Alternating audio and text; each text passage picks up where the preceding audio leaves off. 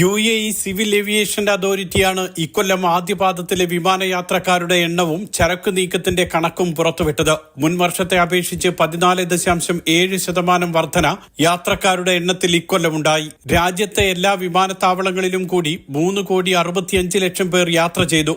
1,07,23,639 പേർ രാജ്യത്തേക്ക് വരികയും 1,08,74,232 പേർ വിദേശത്തേക്ക് പോകുകയും ചെയ്തു. 1,49,44,466 പേർ ട്രാൻസിറ്റ് യാത്രക്കാരാണ്. യാത്രക്കാരുടെ വർധനയേക്കാൾ ഉയർന്ന നിരക്കാണ് ചരക്ക് നീക്കത്തിലുള്ളത്, 32%. 1,10,00,000 ടൺ കാർഗോ വിമാനത്താവളങ്ങൾ കൈകാര്യം ചെയ്തു.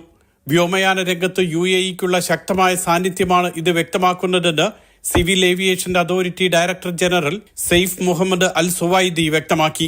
ഈ രീതി തുടർന്നാൽ വർഷാവസാനത്തോടെ വൻ കുതിപ്പ് രാജ്യത്തെ വ്യോമയാന മേഖലയിൽ ഉണ്ടാകുമെന്നാണ് വിലയിരുത്തൽ. Mathrubhumi news, Dubai.